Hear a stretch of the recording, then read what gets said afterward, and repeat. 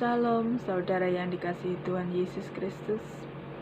Malam ini saya akan bersaksi awal mulanya saya kenal Tuhan Yesus Kristus.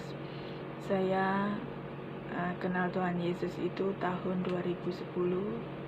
Waktu itu saya bekerja di Dunmun, saya kaburan dari Dunmun.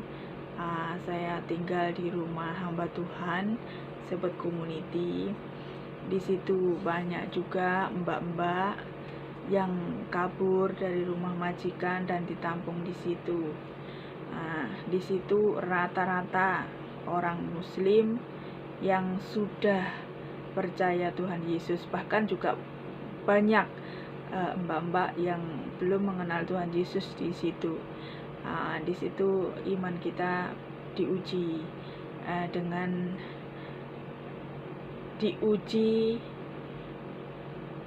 disuruh mencari Tuhan Allah yang benar. Di situ kita juga mematuhi peraturan-peraturan dari shelter, bahkan kami juga namanya juga numpang di hamba Tuhan. Jadi setiap pagi kita harus doa pagi, malam juga doa gitu. Terus siang itu kalau kita nggak ada kegiatan kita bisa sharing-sharing gitu, saling mendoakan. Di situ suatu saat hamba Tuhan itu bertanya sama saya, apa yang menjadi kerinduan kamu, Leni? Kamu coba berdoa dan menerima Isa Al-Masih sebagai Tuhan dan Juru Selamat kamu secara pribadi. Awalnya saya menolak, saudara, dan tidak mudah untuk menerima Isa Al-Masih sebagai Juru Selamat pribadi saya. Di situ saya terus berdoa puasa. Terus hamba Tuhan yang sudah menolong saya itu berkata gini, coba kamu Leni, kamu berdoa memakai nama Isa Al-Masih, apa yang menjadi kerinduan kamu omong sama Tuhan. Isa Al-Masih itu hidup, dia bilang kan. Akhirnya saya juga berdoa, bahkan saya juga dulu sebelum pelepasan gitu, saya juga ada bawa jimat-jimat, ada juga saya belajar ilmu Sunan Kalijogo dulu, ada beberapa orang lawan saya juga. Itu biasa kan kalau orang Jawa itu pergi ke Hong Kong itu harus membawa aber-aber katanya ya, aber-aber supaya majikannya baiklah, apalah gitu. Terus akhirnya saya itu juga waktu saya masih kerja di Songsoi, waktu itu juga 2 tahun di sana. Kalau majikan nggak baik kayak gitu kan, cepet-cepet telepon ke Indonesia, minta ke kiai lah, ke dukun lah gitu, minta aber-aber supaya majikannya baik gitu kan. Nah jadi di penampungan itu saya diuji gini, masa sih saya pulang ke Indonesia nggak berhasil gitu kan. Saya kan malu kalau pulang nggak berhasil gitu. Jadi kan hamba Tuhan itu berkata gini, coba lepaskan apa yang menjadi beban kamu, dan juga apa yang sudah kamu pelajari dahulu kamu lepaskan. Berhentilah pergi ke dukun dan carilah Tuhan yang benar. Akhirnya pada waktu itu saya berdoa puasa juga sama teman-teman yang lainnya, bahkan orang muslim itu juga ikut berdoa dan berpuasa. Bahkan ada juga kawan yang di situ 1 tahun belum terima Tuhan Yesus karena dia ragu. Bahkan teman saya ini waktu sembahyang itu tasbihnya itu terbang melingkari dia, bahkan itu kesaksian dia gitu. Kalau aku ya, kesaksian aku, saya itu ditanya sama hamba Tuhan itu, apa sih yang kamu inginkan? Saya itu ingin majikan yang baik, walaupun pekerjaan saya berat, yang penting majikannya baik, nggak cerewet gitu. Akhirnya doa ternyata benar, saudara. Pas Tuhan itu memang sangat baik dan teramat baik. Di saat hampir visa saya habis, sebenarnya saya sudah nggak mau ya kerja di hamba Tuhan ini. Saya tolak terus. Pas waktu mepet, hamba Tuhan yang menolong saya itu ada di Indonesia. Posisinya saya harus kembali ke Indonesia untuk tunggu visa di Indo. Akhirnya terpaksa Tuhan, saya itu menandatangani kontrak di hamba Tuhan yang saya tempati saat ini. Puji syukur Tuhan, itu sangat baik. Ya, memang sesuai dengan doa saya waktu itu. Walaupun kerjaan saya banyak, saat tidurnya malam, yang penting saya itu nggak dimarah-marah, nggak banyak komplain gitu ya. Ternyata benar saudara, saya selama 5 tahun di rumah majikan saya, yaitu jaga bersih kerja jobnya, jaga orang tua, bersih-bersih, dan juga rumah 2 kayak gitu. Pembantunya cuma 1. Wah, luar biasa capeknya. Nah, di situ pun juga prosesnya luar biasa gitu kan. Tapi ya memang apa ya, kalau kita mengikut Tuhan itu bukan hidup kita itu langsung nyaman kayak gitu, enggak, melalui proses saudara, melalui proses, benar luar biasa, diproses dari karakter saya yang dulu keras, suka marah-marah kayak gitu, emosional. Bahkan waktu itu juga namanya saya itu kan bukan orang baik-baik gitu ya.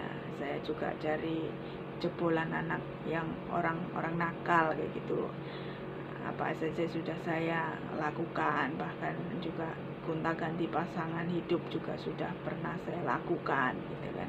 Bahkan nggak pantas lah saya ini menjadi hamba Tuhan, karena selama ini apa yang saya lakukan adalah perbuatan dosa. Bahkan suami saya juga dulu seorang bandar narkoba kayak gitu. Bahkan kehidupan kami juga clubbing, kerja malam kayak gitu, udah hal biasa gitu. Jadi disitulah bahwa saya bersyukur dengan perginya saya ke Hong Kong ini. Saya percaya ini bukan suatu kebetulan. Karena apa, waktu saya di Kalimantan itu saya kan dikasih sama pacar saya itu Alkitab.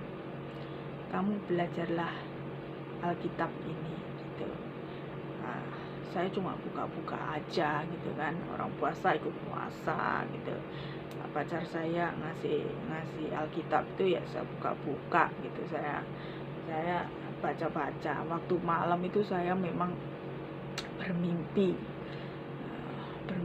itu Tuhan Yesus datang menampakkan diri. Tuhan Yesus itu, tafsiran saya gini, kok Tuhan Yesus datang, berarti Tuhan Yesus itu nggak mengizinkan saya masuk Kristen dong gitu kan. Akhirnya nggak saya baca lagi lah itu Alkitab. Saya taruh di laci, di lemari gitu ya. Pas di Hong Kong ini kok saya kabur dari rumah majikan. Setelah itu saya ditampung di rumah hamba Tuhan. Lah di situ saya percaya Tuhan Yesus. Bahkan setelah gembolan yaitu jimat-jimat, ilmu-ilmu itu dilepaskan, memang nggak wajar lah. Ini kesaksian teman saya, katanya gini, Len, kamu selama tinggal di tempat penampungan di shelter itu, kok wajah kamu itu berubahnya gimana gitu.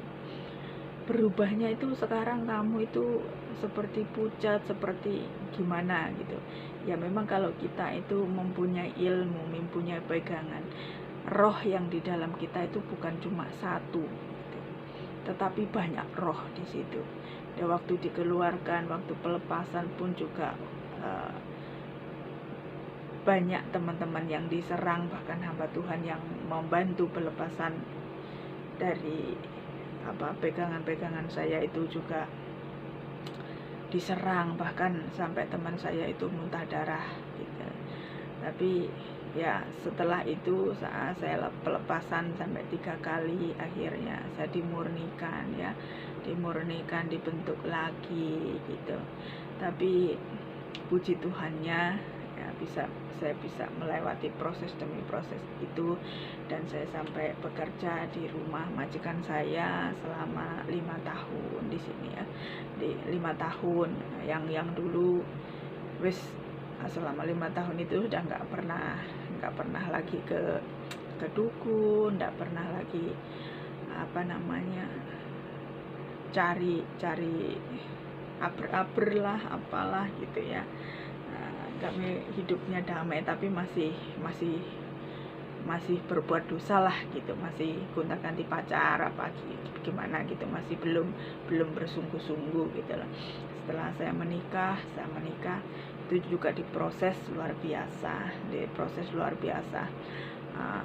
sebenarnya waktu nikah itu udah sungguh-sungguh saya bertobat sungguh-sungguh itu setelah tahun 2013 saya ada pelayanan, ikut pelayanan yang di Sumba. Sebelum ikut pelayanan itu saya cuma aktivitas aja ke gereja gitu, waktunya hari Minggu ke gereja, waktunya apa jalan-jalan gitu. Tapi setelah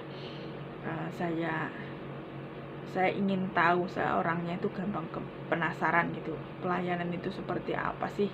Pas hamba Tuhan ini ke Sumba, ke Surabaya kayak gitu, saya ikut selama 3 minggu itu keliling ya, dari Surabaya, Sumba Barat, Sumba Timur. Di Surabaya itu melayani datang di penampungan yang di situ banyak orang gila, orang pengemis, bahkan di situ orang yang kehilangan KTP, nggak punya identitas KTP apa-apa gitu, di situ ditampung di penampungan itu. Yang orang gila-gila itu ada penampungannya sendiri. Di situ tempatnya sangat kumuh. Bahkan di situ banyak yang pengemis ibu-ibu bawa anak kecil juga segala macam di situ menangis. Jadi saya itu juga iba, ternyata gitu. Terus kita beribadah bareng, kita membagi roti, membagi makanan di situ. Setelah itu ke Sumba yang lebih serunya lagi. Ke Sumba itu kita pelayanan di sana. Di sana itu kan di Sumba itu seperti orang di Jawa Timur, di kampung aku.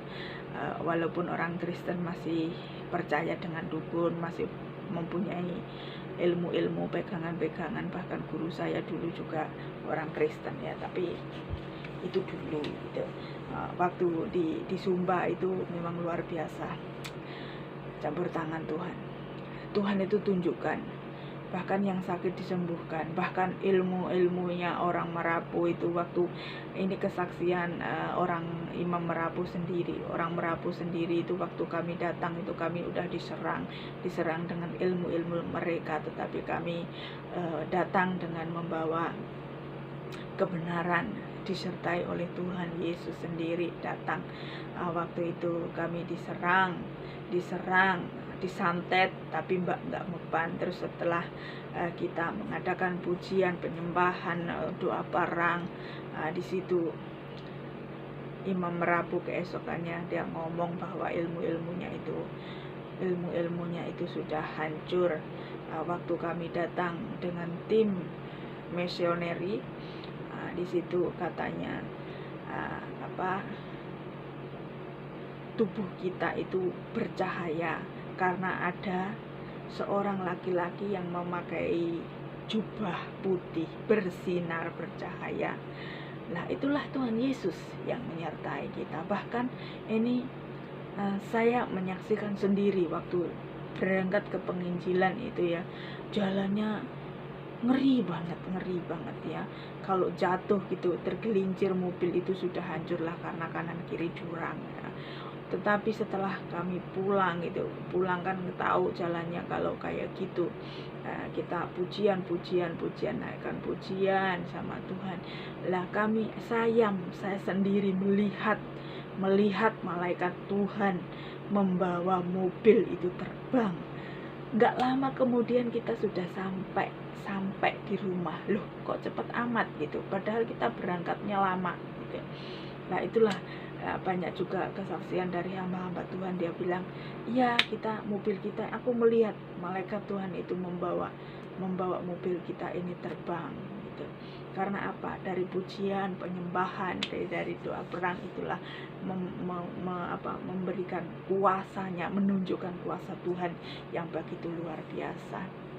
Dari situ akhirnya selama dua minggu keliling di Sumba, akhirnya di situ iman saya ini semakin bertumbuh. Oh, saya itu merasakan hadirnya Tuhan.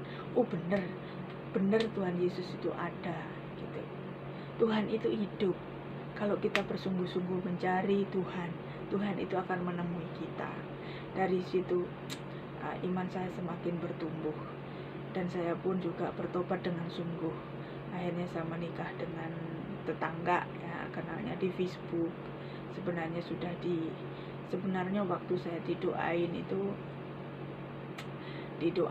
itu saya melihat ada benteng hitam di depan saya. Untuk melihat cahaya terang itu sangat kecil.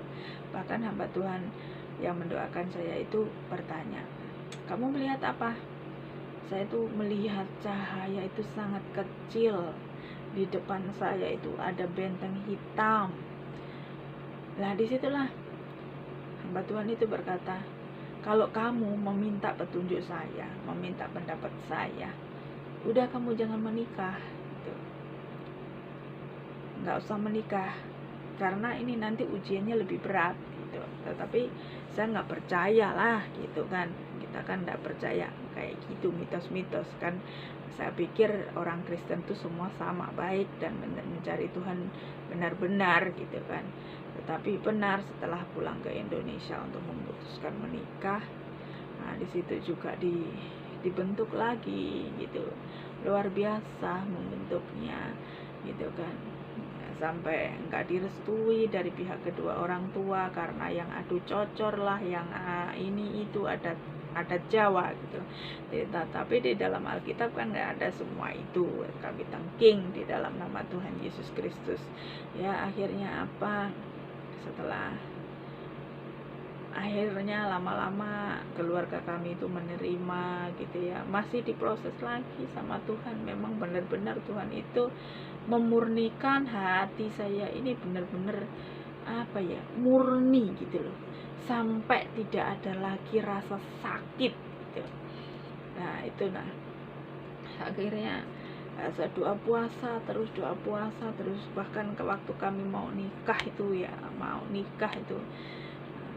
nggak dapat restu. Apalagi sebelum saya pulang itu sudah saya kasih tahu mantan pacar saya, suami saya itu cepat diurus surat-suratnya, kalau aku pulang tinggal nikah. Ternyata enggak lah, nanti gampang lah, sampai keluarganya semua nggak ngasih surat-surat. Akhirnya kami lambat-lambat, sedangkan suami sudah tidur di rumah. Akhirnya terjadilah saya hamil sebelum nikah gitu ya. Nah, setelah itu diproses lagi. Anak yang saya kandung itu nggak diakuin anak karena di luar nikah. Katanya hasil saya dari Hong Kong lah, apalah kayak gitu. Hasil selingkuh di Facebook lah katanya. Masa orang komen-komen di Facebook, sedangkan Facebook kan semua sudah saya kasihkan sama suami gitu ya waktu itu. Terus anaknya yang berbulu lah, nggak sama dengan dia lah atau gimana. Tapi jikalau saudara ingin melihat